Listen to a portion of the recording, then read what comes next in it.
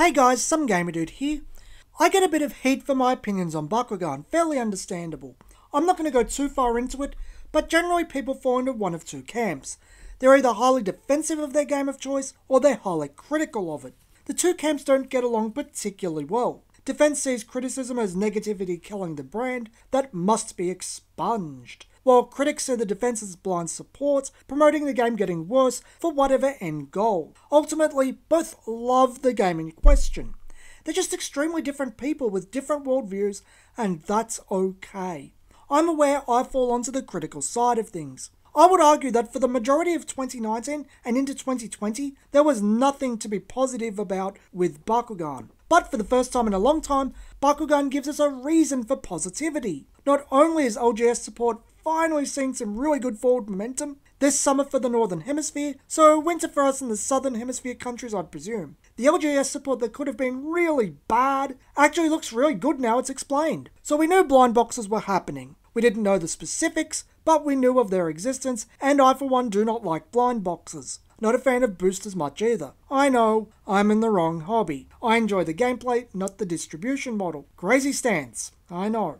Blind boxes could have gone horribly wrong. Buying box after box for short-packed good Bakugan with a whole heap of Garbo Bakugan padding it out. Most Bakugan are Garbo, so that seems like a reasonable assumption to make. Then we get to Toy Fair. We finally said, and it's got a booster pack. Yay, something to make it more expensive. Great. Then VK reveals the actual nature of the product, and it's by far the best product they've produced for this line. I'm not even kidding. I think they should have done it this way since day one. It's the hybrid toy card game product the game was hurting for. So in each blind box you get a randomized core Bakugan, its character card, and an Evo. Then 13 reprints of sets 1 through 3 in that faction. The cards are apparently hand-selected by the designers to be things you'd need to play. So provided the designers aren't out of touch with the actual game, it's good stuff.set, even with the intro level generic cards to pad it out. VK promotes the use of it for draft, and by George, I am very accepting of this application. I think that's the main point that sold me as a positive thing. You can buy a starter deck by blind box instead of getting off the shelf toys. You can use it instantly, and provided it is good stuff.set, you got quality cards. Keep buying, get more good stuff, more to play with.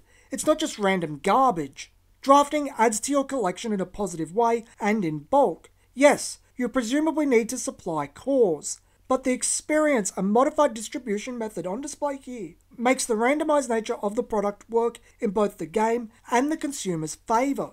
It's a consumable experience that becomes gameplay components, much like Keyforge. The fact it's faction locked and not just a reprint set helps this product so much. The reason I say this is the way the product should have been handled since day one is because it's clearly inspired by Spin Master's other franchise, Dragamons. Those also have the toys and the cards together in a blind box. I was meaning to make a video about that, but this takes it one step further by having all the cards the same faction. It's basically ready to play. The simplification of the distribution method is nothing but a positive to me. I really think it would have been a positive from day one to have Bakugan's TCG as a whole handled like this. It also helps regions such as, well, I was going to say Australia, but most as well say not America, where Resurgence and Age of Aurelius were pretty scarce. Even in America, the TCG distribution isn't where it should be. The best of those sets being available again is a great move. Much better than just reissuing those sets for LGS.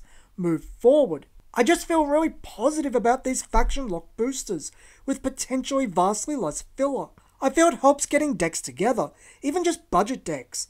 I personally have found it a nightmare to manage more than one deck, and that's with over 100 boosters and 2 starter decks. But this is more the fault of the decks being closer to an assortment of cards rather than a playable basic deck. I am really concerned about the pricing and availability outside of America. Speaking for Australia, the recent gear stuff is more than a little too pricey when it's not on sale, and we still don't know what's up with the end of Battle Planet, along with the singles and toy game starter decks for Armored Alliance. Only the new SKUs have come through so far. I also wonder, with this likely being the only reliable way to get sets 2 and 3 outside of America, plus needing sets 4 and the new set 5, along with the actual Bakugan on the shelf, whether it may cause wallet fatigue. Don't get me wrong, The blind box is a good product. It's just the overarching problems of Battle Planet will need time to balance themselves out, especially internationally. While I'm here, I feel the need to comment on the new gate cards. I like it. I don't think that Bakugans have been explored or balanced properly. There aren't any meaningful benefits for running the weaker cores such as shields or green fists. The cores really don't have an identity with the cards.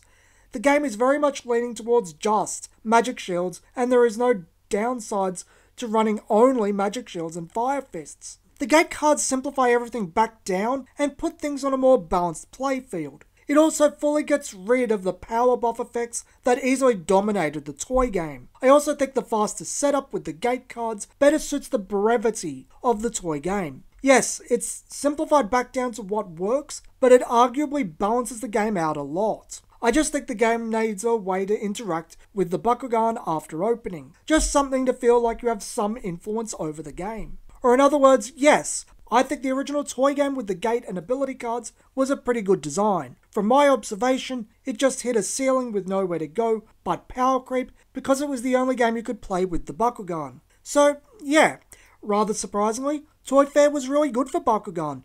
It was a massive step in the right direction. It feels like some real effort is being put in.